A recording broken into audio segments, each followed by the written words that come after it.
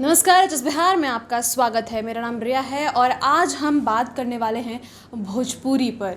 जी हाँ, भोजपुरी में अश्लीलता को लेकर बहुत सारे मुद्दे उठते हैं और उस पर बोलने वाला बहुत कोई नहीं होता है। लेकिन आज हमारे साथ एक ऐसे शख्सियत मौजूद हैं जिन्होंने इस पर बहुत सवाल उठाए हैं। भोजपुरी में अश्लीलता को लेकर बहुत सवाल उठाए हैं उन्होंने। आज हम उनसे मुलाकात करेंगे और उनसे जानेंगे कि उन्होंने ये मुहिम क्यों छेड़ा, उसके बाद कहाँ से इसकी शुरुआत हुई। आपका बहुत बहुत स्वागत है हमारे चैनल पर। जी बहुत बहुत धन्यवाद। पूरे दर्शक के धन्यवाद जे आज लाइव के देखता हम और कुछ ही बता दिया चाहते नहीं कि भोजपुरी में ऐसा स्थिति आ गई बा कि माई बेटी बहन के इज्जत शर्मसार हो रहा बा। भोजपुरी के गीतन से उतने नहीं के भोजपुरी के गीत जो वर्ड बा इतना गंदा बा जो ना कहल मुश्किल बा। और छोट छोट लेकिन के गंदा रैपर लगा के भोजपुरी के कमाई खातिर एगो जरिया बना दिया गई बा, बहुत शर्मनाक बा। सोचिए पहले जो भोजपुरी रहे पूरा परिवार एक साथ बैठ के देखत रहे, घर परिवार, और आज ऐसा समय आ गई बा अगर पूरा परिवार एक साथ बैठे तो आज टीवी के म्यूट करे के पड़ता। बड़ा शर्म के बात बा। सबसे पहले तो मैं ये पूछना चाहूँगी कि आप भोजपुरी से कैसे जुड़े, मतलब भोजपुरी अश्लीलता से पे आपने कब सवाल उठाया सबसे पहले? देखिए ये तो सवाल उठा था 2010 से ही, जब माननीय भरत शर्मा जी, व्यास जी, गोपाल राय जी, विष्णु ओझा जी तमाम लोग उठौनी, ये वो मुद्दा धीरे धीरे पट हो गई। लेकिन आज से 2 साल पहले जब यूट्यूब खुलल, नाम पढ़ल मुश्किल बा हमार, मैं आपको बता देना चाहता हूँ कि यूट्यूब खोलने के बाद लफ्ज बयान नहीं कर पाई, पढ़ नहीं पाई, और ऐसे ऐसे शब्दों का इस्तेमाल जो बिल्कुल पॉर्न है। उसके बाद तमाम जगहों पे गए, बाहर जाने के बाद क्या होता है, आप कहाँ से हैं? बिहार से। वही भोजपुरी, जब भोजपुरी की बात आती है तो भोजपुरी मतलब लोगों को एक ही दिमाग में जाता है कि भोजपुरी मतलब पॉर्न, भोजपुरी मतलब गंदा, भोजपुरी भले कोई अस्तर नहीं रह जाता है। और आपको मैं बता देना चाहता हूँ कि जिस तरह अंग्रेज अपने देश भारत देश पर गुलाम बना के रखा था, उसी तरह कुछ तुच्छ कलाकार और राइटर और अभिनेता इसको गुलामी की जंजीर में जकड़ दिए हैं और युवा पीढ़ी को बर्बाद कर रहे हैं, एकदम तहस नहस कर रहे हैं। और युवा पीढ़ी मानसिक रोगी हो रहा है इन लोगों के गीतों से, जो बहुत ही शर्मसार है। लोगों ने सवाल उठाया कि आप सेंसर बोर्ड क्यों नहीं मांग करते। मैं कहना चाहता हूं कि जो राइटर अपने जो भी गीत लिखता है या जो भी गायक गीत गाता है, अपनी माँ, बहन, बेटी को बैठा करके एक बार सुना दे, हमको लगता है कि इससे बड़ा कोई सेंसर बोर्ड नहीं होगा।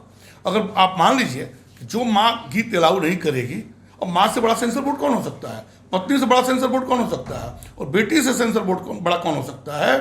और जो भी स्टार अपने को स्टार कहते हैं और जिसके गीतों से समाज खराब होता है, वो स्टार कैसा।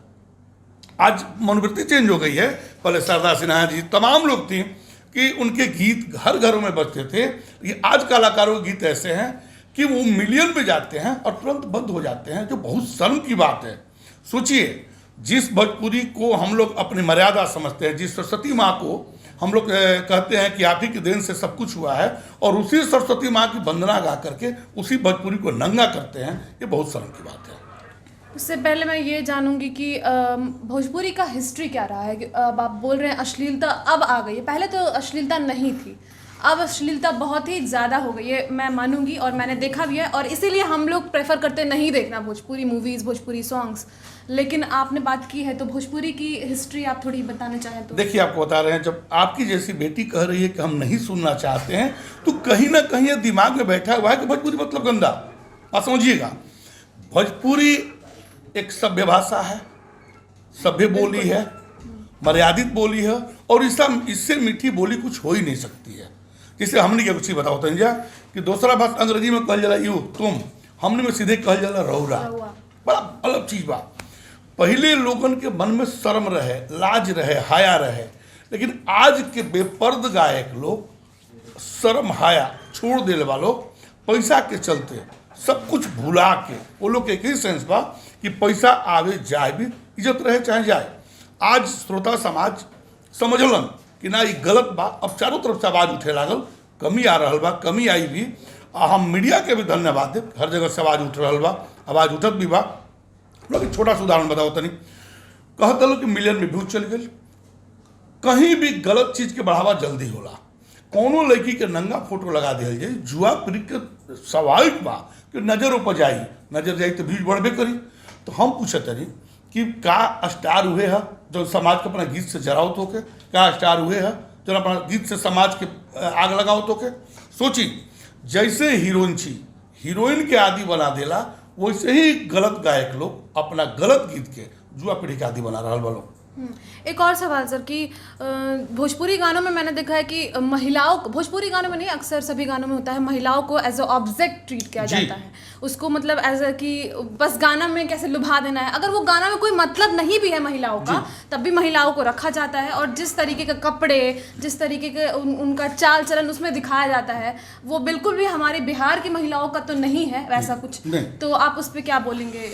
देखिए, ये हम कहना चाहता नहीं, ये हम बतावल चाहता नहीं कि बहुत शर्म के बात कि जहाँ एक तरफ महिला के सम्मान के दृष्टि से देखल जाला, वही कलाकार अपन शर्म या छोड़ के वही महिला के नंगा दिखावता।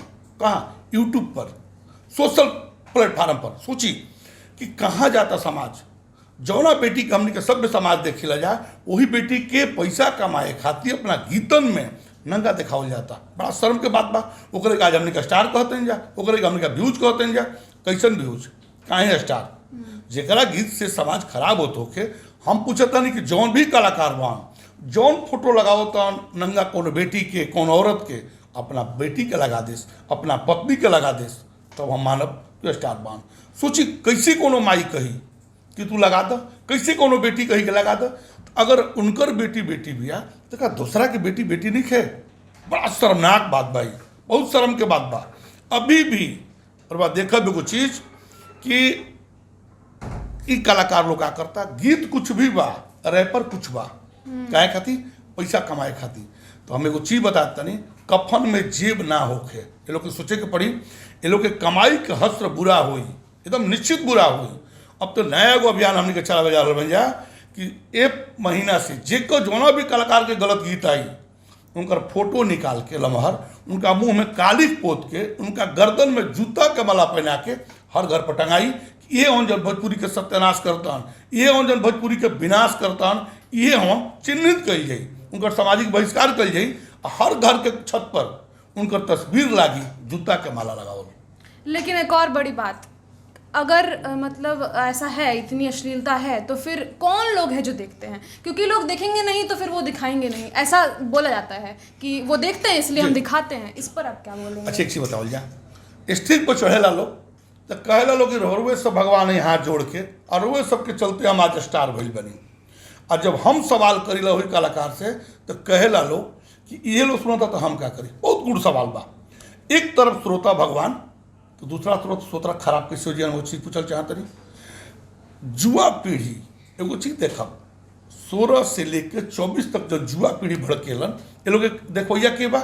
कभी भी सभ्य समाज में लोग गीत ना बाजे, कभी भी बढ़िया घर में लोग गीत ना बाजे। गीत कहाँ बाजे ला लोग के? ट्रैक्टर में, ठेला में, ऑटो में, टेम्पू में, ट्रक में, भैंस चराए वाला, और प्लस जुआ पीढ़ी जब ऊपरे खोल। सोचिए कितना शर्म के बात बा कि पहले हमने का लिखत रह जाए कि भोजपुरी का सबसे सुंदर गीत, अब का लिखल जाता है भोजपुरी का सबसे गंदा गीत। ईयरफोन लगा के सुने। भोजपुरी का सबसे गंदा वीडियो कहीं अकेले में देखे।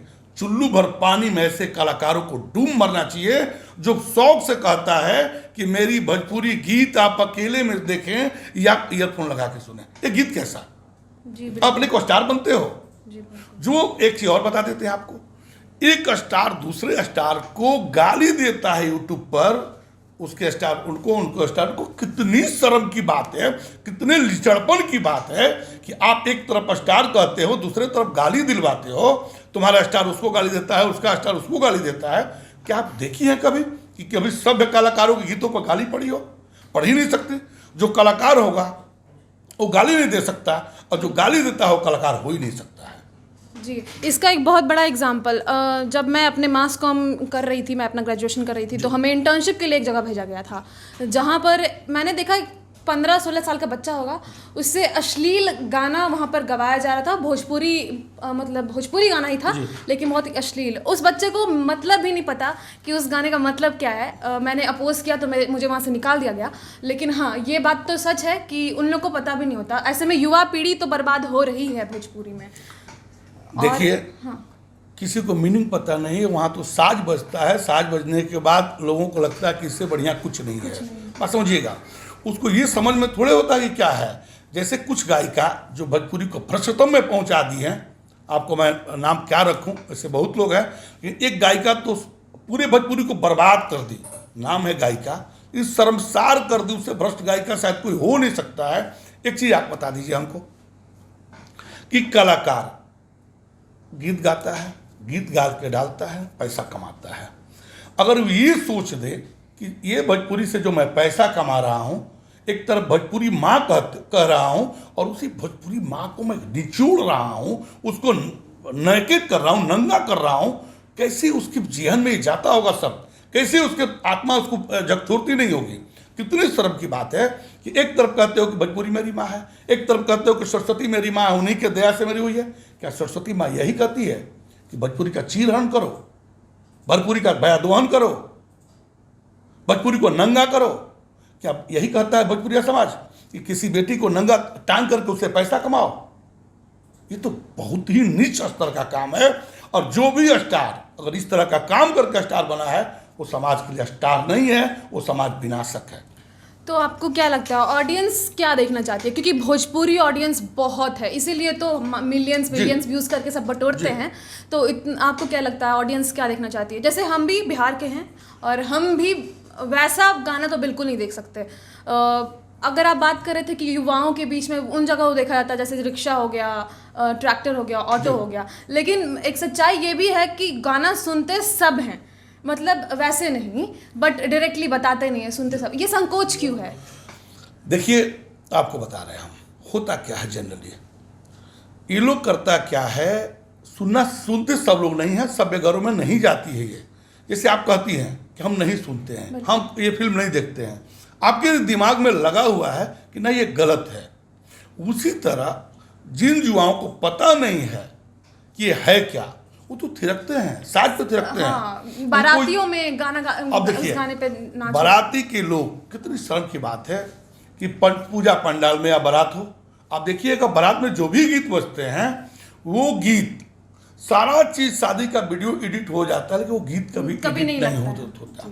उनको भी मैं कहता हूं, उन समाज के लोभियों को भी कहता हूं कि जो गीत आप बजाते हो, आपके बेटियां जो बाहर से आती हैं, कोई बम्बे से आता है, कोई मद्रास से आता है, कोई दिल्ली से आता है, और आपके वीडियो एडिट नहीं होता है, वही आपके बेटा बेटी नाती बोलेंगे कि बाबा आपने क्या किया। ये तो सारे वीडियो सत्यानाश हो गए, शादी के नाम पर कलंकित कर दिया आपने, क्योंकि वो वीडियो और वो डांस कभी एडिट नहीं होता है। तो बहुत शर्म की बात है, एकदम बता रहे हैं, समाज भी कहीं ना कहीं दोषी है।